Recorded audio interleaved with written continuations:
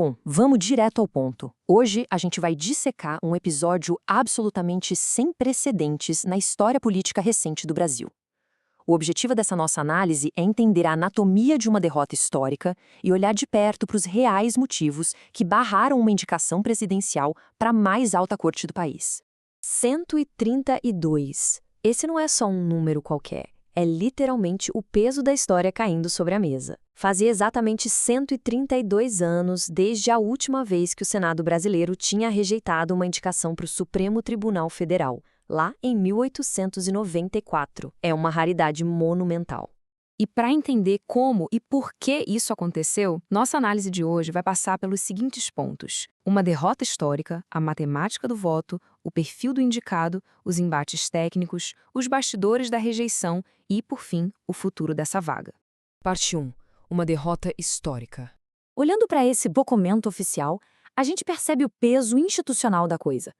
No dia 29 de abril de 2026, as regras da Constituição de 1988 viram, pela primeiríssima vez, uma rejeição ao STF. O indicado Jorge Messias teve o nome barrado, e isso gerou um verdadeiro choque de realidade em todo o sistema político nacional. Vamos para a parte 2, a matemática do voto. A mecânica do poder fica super clara quando a gente contrasta essas duas votações. Na Comissão de Constituição e Justiça, onde o voto é aberto, a indicação passou tranquilamente por 16-11. Mas no plenário, a história foi outra. O sigilo do voto secreto blindou os parlamentares das pressões partidárias. E aí, o cenário mudou completamente. Colocando isso em números exatos, a regra é bem clara. Precisava de uma maioria absoluta de 41 votos favoráveis para aprovar. O painel final mostrou 34 a favor e 42 contra. Ou seja, por uma margem de apenas 7 votos, a derrota matemática foi sacramentada. Parte 3. O perfil do indicado. Antes de entrar nas movimentações políticas, a gente precisa entender quem é a figura central. Jorge Messias trazia credenciais bem fortes, né?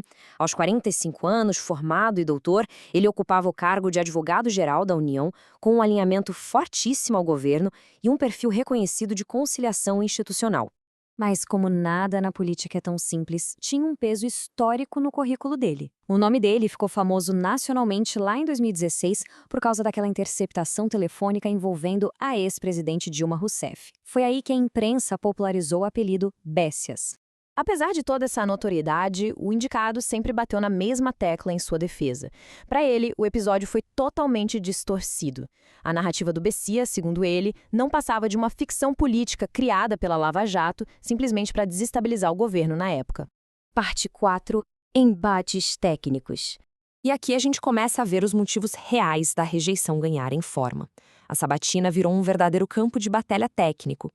Institutos de viés conservador forneceram muito material para a oposição, usando argumentos baseados nas próprias teses antigas do indicado, como pareceres da AGU na defesa do acesso ao aborto tardio. Essas peças viraram armadilhas técnicas irrefutáveis na hora das perguntas. E a ofensiva não parou no conteúdo, não. Teve até manobra nas regras do jogo. O senador Girão conseguiu mudar a dinâmica da sabatina, exigindo que as perguntas fossem respondidas uma a uma de forma direta, impedindo aquelas respostas longas e genéricas em bloco. O objetivo? Colocar o indicado sobre uma lupa ainda maior e aumentar drasticamente a pressão sobre os holofotes. Parte 5. Bastidores da rejeição. Aí vem a grande questão. Por que um tabu histórico de 132 anos caiu justo agora? A resposta está numa tempestade perfeita nos bastidores. Teve uma forte articulação no Senado liderada pelo Davi Alcolumbre, somada a uma retaliação imensa contra o que muitos chamam de ativismo judicial e, claro, o bloco do Centrão querendo se descolar do governo de olho já nas eleições de 2026. Foram esses os motivos que implodiram uma regra centenária. Além disso, relatos apontam que a complexidade cruzava a praça dos três poderes.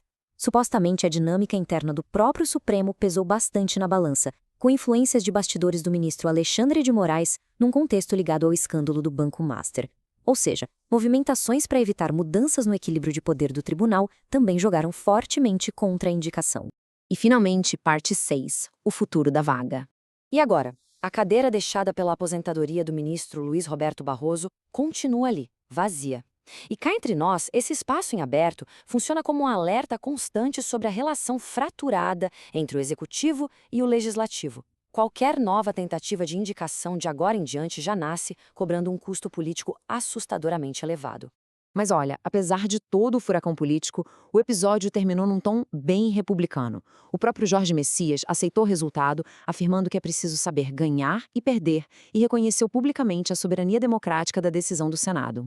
Com as apostas políticas mais altas do que estiveram em mais de um século e com o Senado afiando seu poder de veto, fica no ar a pergunta que todo mundo quer saber: quando, afinal, essa cadeira vazia do Supremo vai ser ocupada? E a que custo vamos ver a resolução desse impasse institucional gigante?